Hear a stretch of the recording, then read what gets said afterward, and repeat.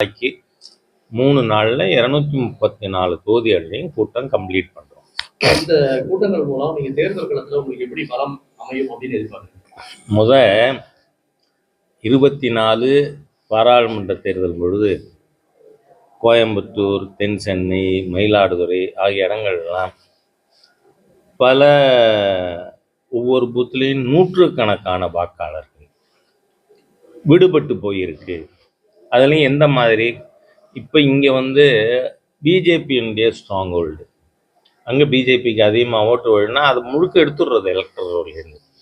ஆக ஃபஸ்ட்டு ஜனநாயக கடமை, அரசியல் சட்டமே சொல்லுது, எலெக்ஷன் கமிஷன் ஒரு ஓட்டரை கூட விடக்கூடாது, they have to be enrolled as ஓட்டர்ஸ்னு. அதுலேயும் இப்போ அதாவது இறந்த வாக்காளர்கள் பேர் எடுக்காமல் இருந்தால் அது திமுகவுக்கு ஓட்டு விழுந்துடும். ஏன்னா செத்தவனெல்லாம் ஓட்டு போடுற கட்சி அது ஒன்று இருக்குது, அதை தடுக்கணும். அதுக்கு இந்த நம்ம மாநாடுகள் உதவும். ரெண்டாவது, எந்த வாக்காளரும் விடாமல் இருக்கணும். ஏன்னா போன தடவை எஸ்பெஷலி யாரெல்லாம் கொஞ்சம் ப்ரோ பிஜேபி செக்ஷன், அந்த வீதி, அந்த ஏரியா அந்த மாதிரி இருக்குன்னா அதெல்லாம் எடுத்திருந்தாங்க. அதனால இப்போ அது எடுக்காமல் பார்த்துக்கிறதும் தேர்தலில் கட்சிக்கு உதவும். ரெண்டாவது, இந்த டிராஃப்ட் ரோல் வெளியிட்ட பிறகு அந்த ஒரு கட்சிக்கும் 2 காப்பி அரசாங்கமே கொடுக்கணும். அதை எடுத்துக்கொண்டு நாம் வீடு வீடாக போகும் பொழுது ஒன்று வாக்காளர்கள் நேரடியாக சந்திக்கின்ற வாய்ப்பு கிடைக்குது. ரெண்டாவது, மக்கள் தங்களுடைய பிரச்சனைகளை குறித்து நம்மள்கிட்ட சொல்கிறதுக்கும் நம்ம அந்த சந்திப்பு உறுதுணையாக இருக்கும். இந்த விதத்தில் கட்சியின் வளர்ச்சிக்கும் இந்த மாநாடுகள் உறுதுணையாக இருக்கும். பாஜக கூட்டணியில் இப்போ அதிமுக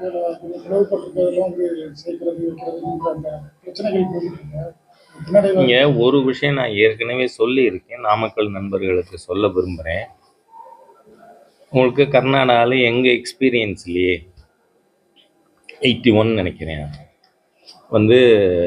எந்த கட்சிக்கும் பெரும்பான்மை கிடைக்கல. திரு ராமகிருஷ்ண ஹெகடே அவர்களுடைய ஜனதா தள் அது சிங்கிள் லார்ஜஸ்ட் பார்ட்டியாக வருது. பிஜேபி 44 எம்எல்ஏ ஜெயிக்குது. அதனால நம்ம காங்கிரஸ் ஆட்சிக்கு வரக்கூடாதுங்கிறதுனால திரு ஹெகடே அவர்களை நாம் ஆதரித்தோம். ஆனால் ஓராண்டு அவருக்கு நல்ல பேர் இருந்த உடனே அவர் என்ன பண்ணார், இப்போ பிஜேபி ஆதரவு இல்லாமலே நாம் ஆட்சி அமைச்சா என்ன அப்படின்னு சட்டமன்றத்தை கலைச்சிட்டு மக்கள்கிட்ட போனார். கட்சிகளுக்கு இடையே கூட்டணி இல்லைன்னாலும் மக்கள் ராமகிருஷ்ண ஹெகடேக்கு ஆதரவு அளித்தார்கள். அதனால எங்கள் எம்எல்ஏயே 44 நாளாக போச்சு. அப்போ அரசியல் கட்சிகள் கூட்டணிக்கு வருதோ வரலையோ மக்கள் கீழே கூட்டணி போடுவார்கள். இன்னைக்கு இப்போது இருக்கின்ற அரசாங்கத்திற்கு எதிராக ஆன்டி இன்கம்பன்சி ரொம்ப சிவியராக இருக்குது. காரணம் என்ன, இந்த 55 மாதத்தில் 6700 படுகொலைகள். ரெண்டாவது எதனால இந்த குற்றம் நடக்குது, under the influence of alcohol or other narcotics. அப்போ இதை நீக்கணுமா இல்லையா?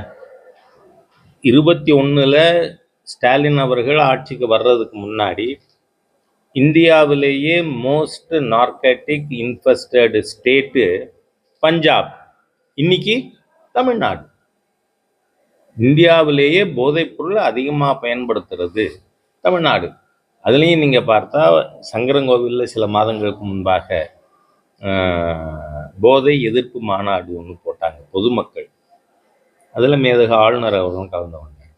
அப்போ அதில் அவர் வச்ச ஒரு விஷயத்துக்கு இன்னி வரை முதல்வரால் பதில் சொல்ல முடியலை, தமிழ்நாடு அரசாங்கத்தால் பதில் சொல்ல முடியலை. என்னன்னா, நீங்கள் கஞ்சா பிடிக்கிறீங்க, ஆனால் இதுவரை 1 கிராமாவது தமிழ்நாடு போலீஸ் சிந்தட்டிக் ட்ரக் பிடிச்சிருக்கான்னு கேட்டார். இந்த கேள்விக்கு அரசாங்கத்திட்ட பதில் இருக்கா? ஆனால் 3000 கோடிக்கு சிந்தட்டிக் ட்ரக் மெத்தபெட்டமின் கடத்தினவர் யாரு? திமுகவோட அயலார் அணி மாவட்ட இணை செயலாளர் ஜாஃபர் சாதிக்க 3000 கோடி.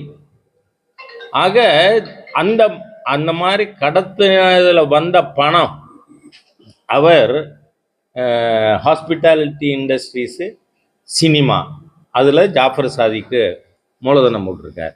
அதில் மங்கைங்கிற படம் ப்ரொடியூஸ் பண்ணியிருக்கார் 50 கோடி செலவில். அது யாரோட? அந்த மங்கை படத்துக்கு டைரக்டர் யார்? ப்ரொடியூசர். ஆக தமிழகத்தின் ஆளும் கட்சியின் முதல் குடும்பம் நார்காட்டிக் மணியை பயன்படுத்தி இருக்குன்னு ஏற்கனவே நார்காட்டிக் கண்ட்ரோல் பியூரோ குற்றம் சாட்டியிருக்கு. அதனால ஒரு மிக மோசமான ஆட்சி. அடுத்த தலைமுறை, இன்னைக்கு நீங்க இது கடத்துற பாயிண்ட் மாத்திரம் சொல்லலைனா, எங்கெல்லாம் பொட்டலம் வைக்கிறாங்க, எல்லா சிபிஎஸ்சி ஸ்கூல்ஸ், எல்லா சென்ட்ரல் ஸ்கூல் வாசல்ல, அதாவது என்னன்னா தமிழகத்தின் அடுத்த தலைமுறை இன்டெலிஜென்சியாவை இப்பவே முடக்கி போடுது. போதையில் அப்படின்னா தமிழ்நாடு எதிர்காலமே இல்லாமல் இருண்டு போகும். ஸ்டாலின் மீண்டும் ஆட்சிக்கு வந்தார், திமுக மீண்டும் ஆட்சிக்கு வந்தார்.